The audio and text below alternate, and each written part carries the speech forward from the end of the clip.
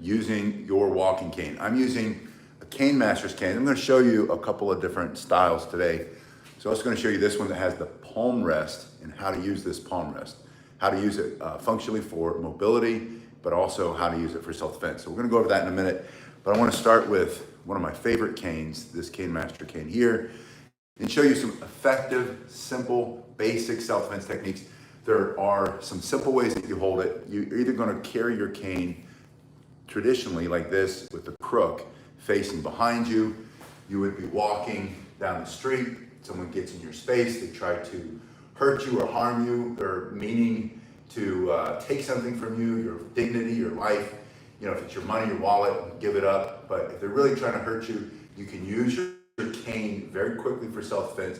First thing you're going to do is just bend the knees and slide your hand down the front of your cane, picking it up into this protective position where one hand is up between you and the threat. You can use that to block, to guard your head. If he swings a punch, you don't get your cane up in time, you can guard yourself this way, absorbing the punch. You can also strike with your elbow, and then using your cane, you have a simple thrusting technique.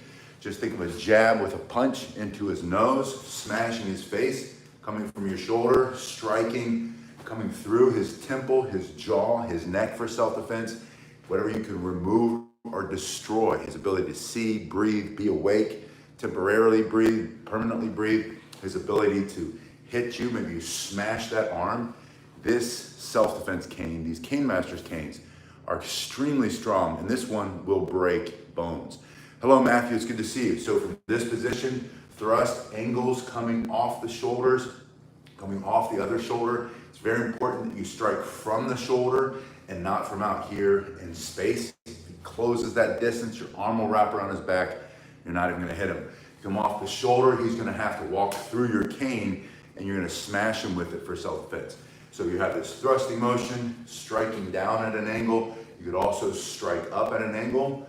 Again, think about taking that hand out of the fight. Maybe he's reaching, he's trying to slash or stab. Hello, Doug, it's good to see you. You have reach advantage with your walking cane. It means you can hit him before he can hit you with that blade. You don't want to fight against that blade. So if you can either knock him unconscious with a strike to the temple or a strike to the head, or if you could break the hand that's coming at you with that knife or that punch or that choke or that slap. Hello, Eleanor, it's good to see you. So from here, in this position, bending the knees, sliding your hands down allows you to bring it up, have it in this protected position. Other hand is always up and open, coming in, down, two, coming up, both angles coming off of the hip, and then horizontal strikes. You can go to his head, you can go to his neck, to his arms, to the hands, into the ribs, into the body. You can go down into his thigh. You can even go down striking the knees. Or maybe it's a vicious animal trying to maul you. You can smash the snout of that vicious pit bull for self-defense, if that's what you had to do.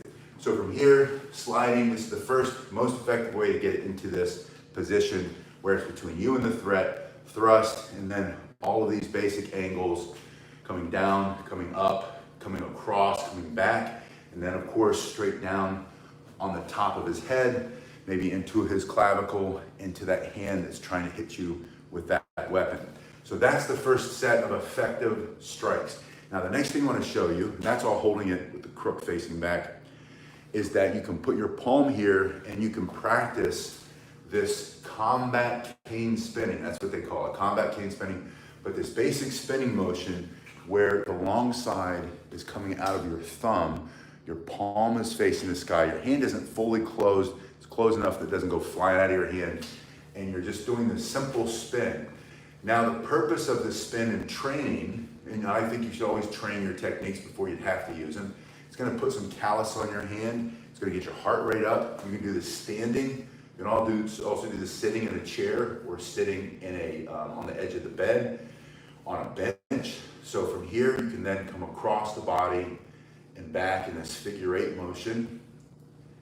And so you're building timing and distance, speed, balance, and we're also going to use it to defend you. So you're going to have the crook facing behind again. From here, think of this first motion coming straight up, just like you're putting your hand out to shake. right? But he's coming at you with a punch, a slap, a choke. He's swinging a weapon at you. He's trying to take something from you. Multiple attackers, big people coming at you. You're trying to defend yourself. You bring this up quickly. You can hit him in the groin, hit him up under the chin, and you smash that hand. After you hit him once, you're gonna turn your palm. Hey, Bill. Bill's here from Vegas. Bill Miller, good to see you. Palm facing up. You hit him once, bring it down with this spinning motion. You practice all this spinning. You turn your hand over in the middle of that spin, bringing it down. Think about slapping the top of his head with your palm. So you bring it up, bring it down. That's the first spinning self-defense move. And it's simple, effective. Always practice with both hands evenly so that you can do it with one hand or the other. Another thing you might have to do, you might use one cane to lean on. If you don't use your cane, if you picked it up, you're gonna fall to the ground. So you use one cane for mobility, one cane for self-defense. Lean on one, hit them with the other one. So you can do that. You can see here, I'm doing that with the crook side facing forward. So this basic technique, up and over, crook facing behind you, crook facing you, facing forward, facing the threat. It works both ways. Another way to get that combat cane spin in is coming across and back. Just a simple windshield wiper type slash. And with this hickory cane, this one's hickory, you're gonna smash anything in your way. And you have so much leverage. Think about what's happening. You're turning, rotating through your shoulders and hips, and you have this long, from your shoulder here, all the way up, that extremely long lever that you're putting between you and the threat, and you're striking with it. And you can do a combination of things. You can come 1, 2, 3, 4, bringing it back the other way. So practicing combat cane spinning, I like to warm up, usually before I start doing my strikes. I do this for about 30 seconds, and then this basic figure 8 motion, which is kind of like a slap and a backhand, married together, coming over, coming back. Yeah, Doug says he's developed a nice set of calluses over the months. Mr. Idiom said he'd never spin a cane. It's like a tonfa. Funny thing is, I carried a tonfa, PR24 side handle baton. So did Doug. Doug will tell you, and you can defend yourself. They do work. People say, don't ever spin it. It's going to bounce. You're going to lose control. Not if you practice. I don't believe that's true, but that doesn't mean you have to do what I say, right? We all do what works for us. Wherever you're strong, that's what you should do. So come across, come back, come down on top, bring it up between his legs. You can do the backhand, do the forehand. Now, what I'm not saying is, I'm not saying stand there and say, don't, you can't come in, right? I'm not daring them to walk through my spin. I'm saying that I told my hands up, I gave him a verbal command. I said, back up, you're getting too close. I'll defend myself. And then right as he steps in, I smash him, and then I bring it down on top of his head. I'm not advocating spinning as the defense. I'm advocating using a spinning strike. So that's just my opinion. All right, the other thing you can do as far as spins go, you can choke up here a little bit. So with the crook facing back, sliding like before, almost like a sword, you can do this basic spin with your hand up higher, not on the crook, spinning outside and spinning inside. And again, I'm not doing this spin to defend myself with. I'm doing this spin in practice. My arms are so tight. I had 2 hard workouts back to back because I'm working so many hours now. I go to the gym where I do workout. At work, I'll do push-ups all day long.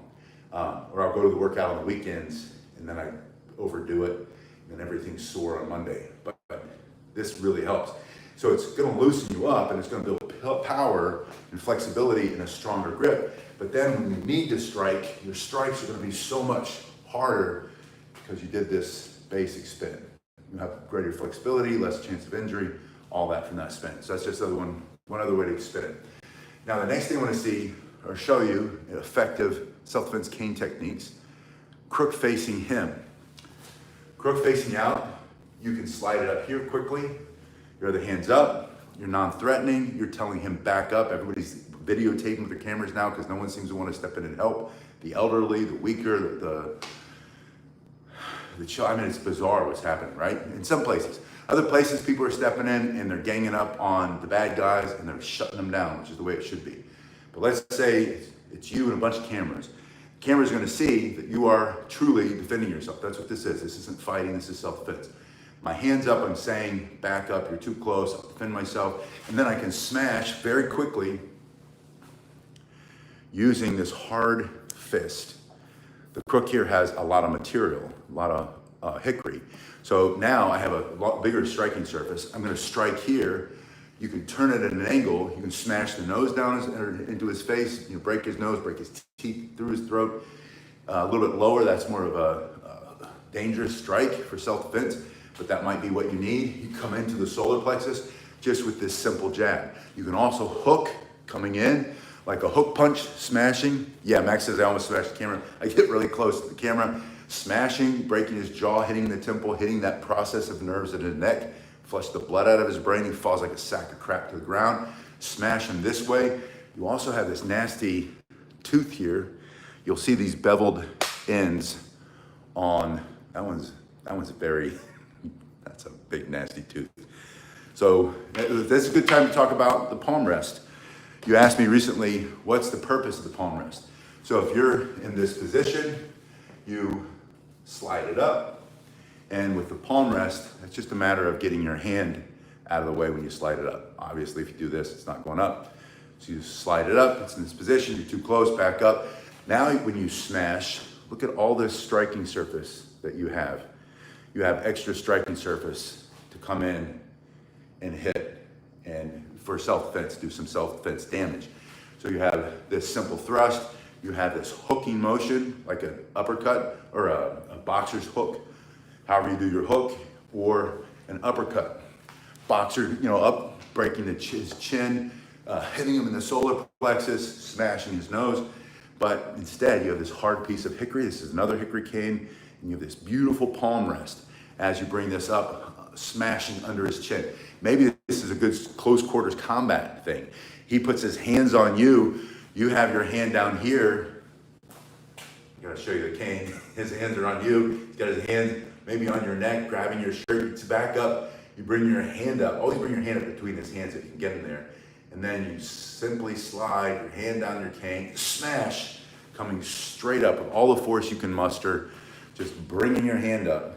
The cane's in there, smashing here. Spasiba, Vasil Fedko says, it's my pleasure, thank you. Smashing his teeth, breaking his teeth in his mouth, maybe his tongue sticking, he's yelling at you, and his tongue comes flying off, hits you in the cheek, falls on the ground.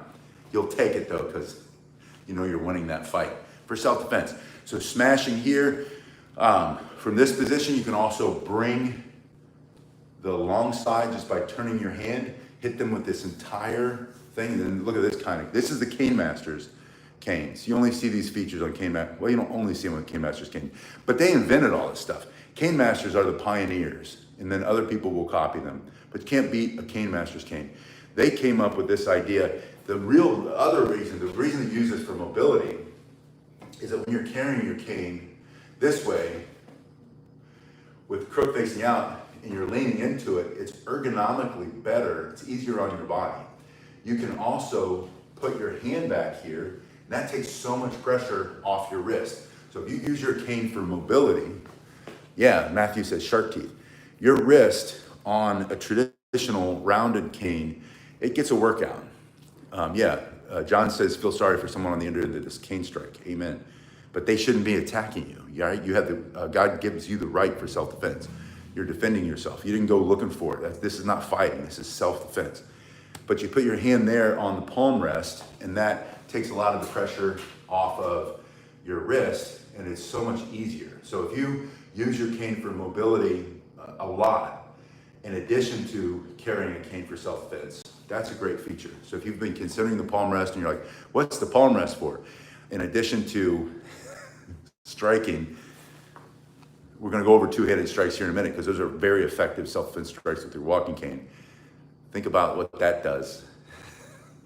That becomes a little axe. It's an axe on the back for self-defense, smashing and chopping. So that's the purpose of the palm rest. You've been asking me about the palm rest. Why do you get a palm rest? Do you want one? The way Cane Masters makes them, they attach them in a way that this is not coming off.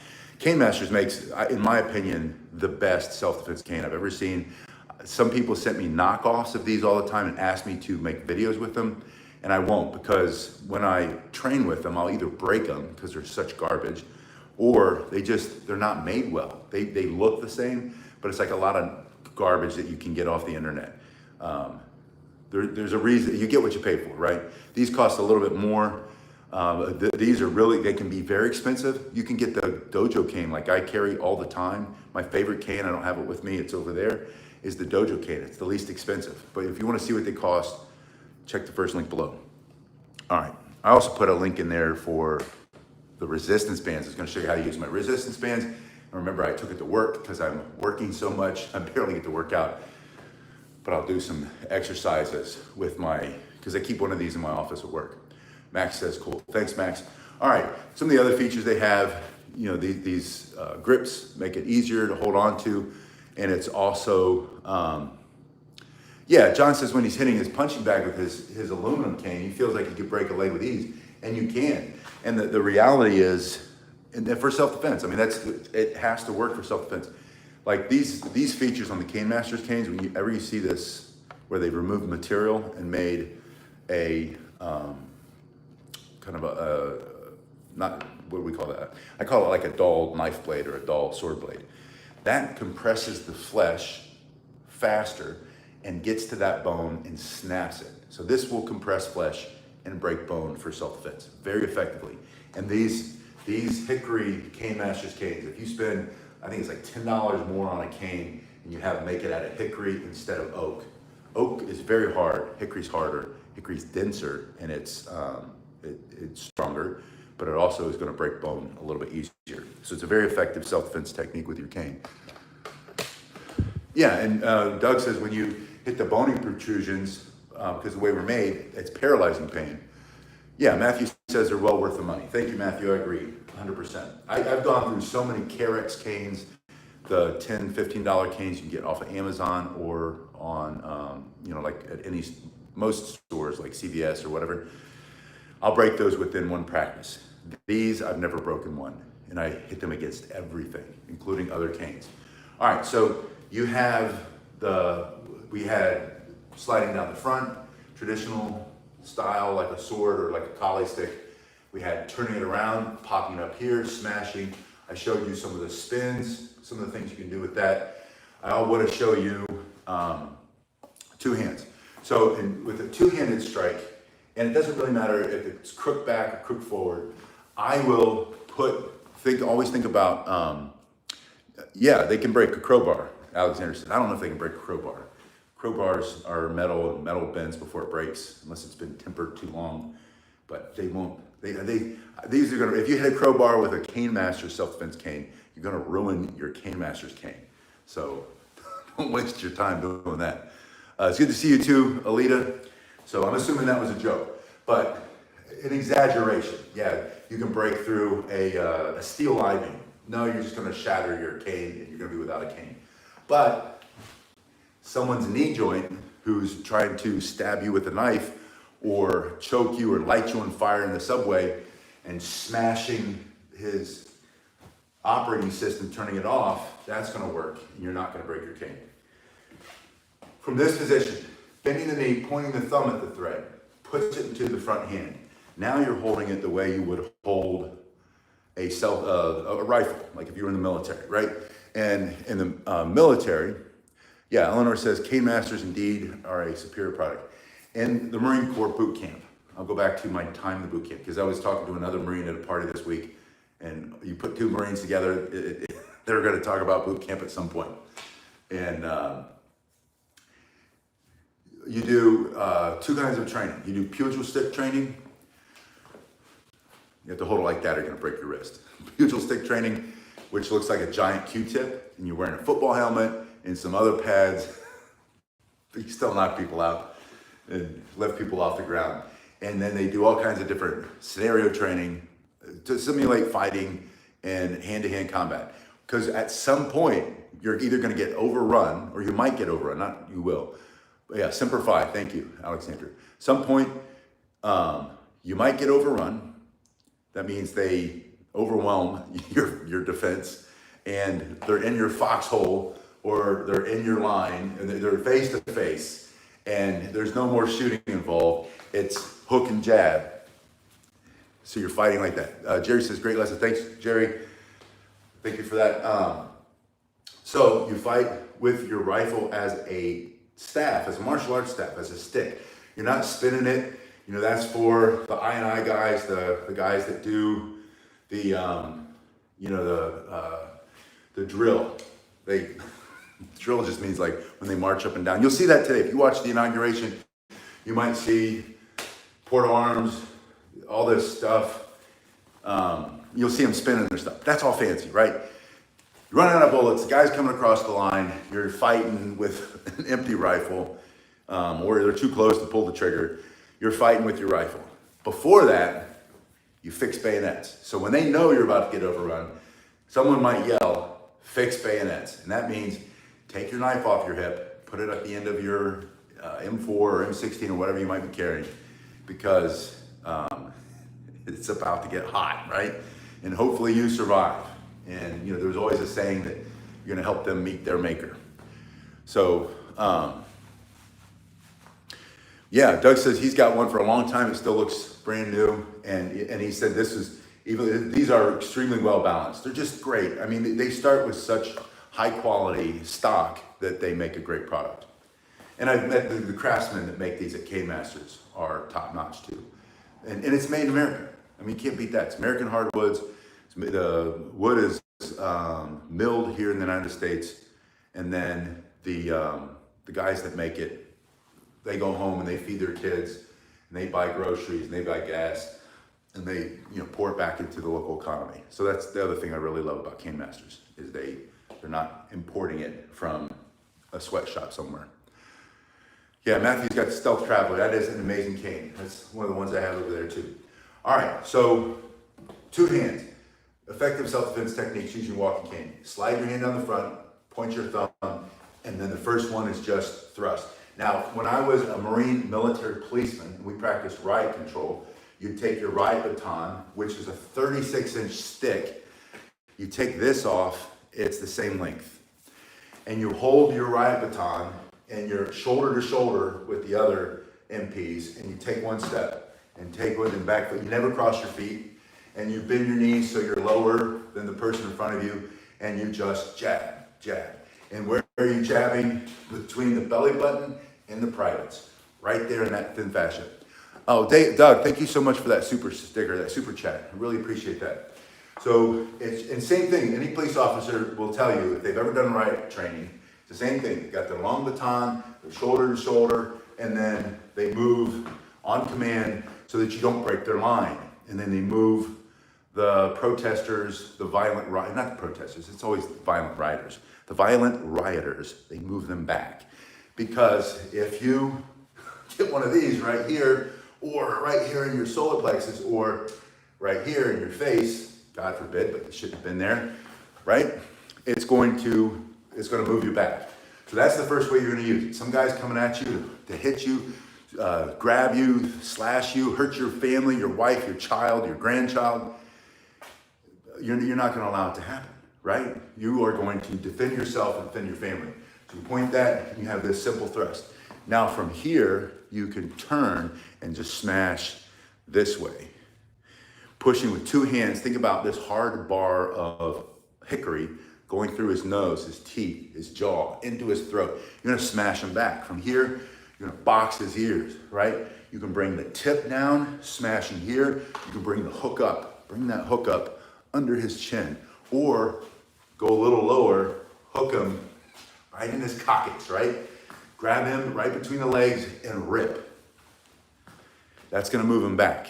So you have very effective, simple techniques with 2 hands, and you're stronger in this position because you're smashing, right? You're pushing, you're smashing here, you're pulling up, and then there's your rifle butt attack. Super simple, using it the way the military would or law enforcement would if they had to push someone back. Now, if you have multiple attackers, this is also very good because you can jab this guy here, smash this guy here, smash the one in front of you, smash behind you. You can let it go, pulling, create some resistance, and then let it go. Your strike's gonna be a lot faster, a lot harder, all with these two-handed techniques. If he grabs it, twist and push.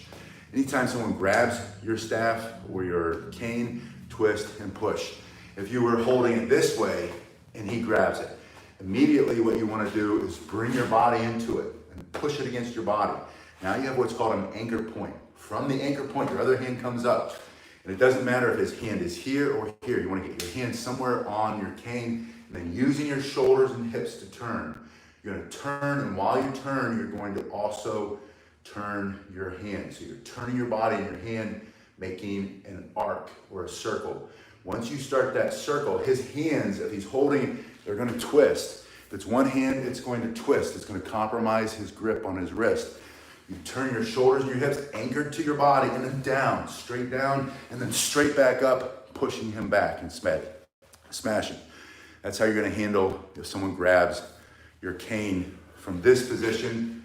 Lock, other hand, shoulders and hips, and the hand, and then straight down, and then straight in, smashing down on his head, straight up under his chin, straight through his teeth. Fight's over, you win for self-defense.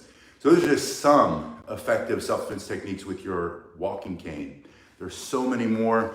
We went over a little bit how to use the palm rest. If you missed that because you're just coming in late, go back. If you've been wondering how to use the palm rest, why do you have it, what palm rest?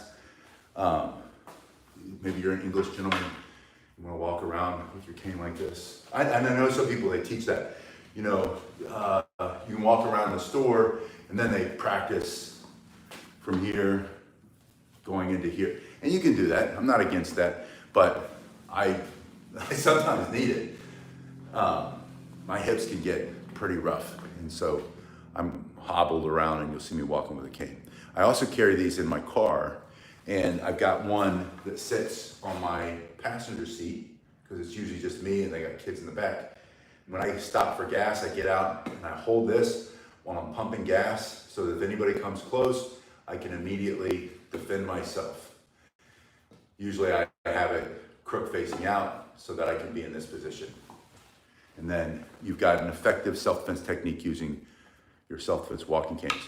So if you've done these, if you practice these, if you have one of these, put that in the comment section. If you haven't, let me know. Either way, what do you think about these? Yeah, I think Eleanor has the right idea. You've got to adopt a mindset of self-defense. And it's not fear and it's not anger. There's something in the middle called indignation, right? Like when you first are attacked by somebody who wants to come and hurt you and harm you, take something from you, your life, your freedom, your dignity, hurt your children, your grandchildren, your spouse, your significant other, or just an innocent person. You see someone being harmed unfairly by a person or a group of people, and you want to have some ability to make a difference. And you have fear originally because it should cause fear. Anytime you see a violent assault or the threat of a violent assault, that should cause fear. But then you flip a switch in your head and you turn it from fear, not to anger. You find the middle, which is indignation, righteous indignation. How dare you? How dare you attack me? How dare you try to take something from me? How dare you harm me? How dare you threaten me? I have the right, God has given me this right to live in this world. And he gives me the right to defend myself. And if you can find that switch, and when you practice, try to get yourself in the mindset, not fighting from anger, not fighting from fear, but fighting from that righteous indignation. I will defend myself. And adopt that posture, and that helps a lot. When you have the right mental posture, you know, they say fighting is 90% mental. I think fighting is 99% physical, because they're gonna come after you, and you're gonna have adrenaline, you're gonna be winded, you're gonna feel weak, or you'll feel strong, or whatever you'll feel, but you do definitely need a mental component. And the mental component is just that training your mind, indignation, how dare you, and it's just moving forward, smashing. Maybe you have to retreat a little bit, but it's not quitting, not giving up. The fight's not over until you win. So thank you very much. Put that in the comment section. What's your experience with or your opinion of the walking cane for self-defense? Doug says it increases mental strength. Hello from Australia, Steve. Steve, thank you so much. Steve says loves the videos. Steve gave another super sticker, super chat. I really, really appreciate that. Steve and Doug, that really helps me out a lot. I'm getting ready today to go watch the event that's happening at noon. And there's I've got some connection to that. I can't really talk about it. I'll talk about it one day. But it's like everybody else, the connection that we all have is that there's an opportunity to go forward back. We don't know what's going to happen. You know, is it a positive thing? Is it negative? You know, is it a fake out? I think we've all been so jaded lately. Let's see where we go, but it's an opportunity for a new day. So I'll be prayerful and thinking about, you know, our world, and we prepare so we don't panic. We prepare so we don't perish, but we pray for peace. I pray for peace, but then I prepare so that I can defend myself and my family. And I know a lot of you guys feel the same way. Silent Walk says, all cheers, thank you so much, thumbs up. Doug says, God bless. Yeah, God bless all of us. And hopefully the best thing that could come out of what's happening today at noon, I think, is that maybe we can all learn to get back to loving one another and being kind and being able to talk to each other without some other force getting in the middle and trying to keep us separated and keep us divided. Because I think a lot of it's fake. I think mostly we're more alike than we are different. I think we have so much more in common than apart. And if we could get back to that, I think that would make it healthier for everybody. Thank you, Eleanor. Thank you so much. Matthew, good to see you. Thanks for being here, everybody. And I'll see you a little later. The next one we're going to do the gloves again. So we'll see you on that.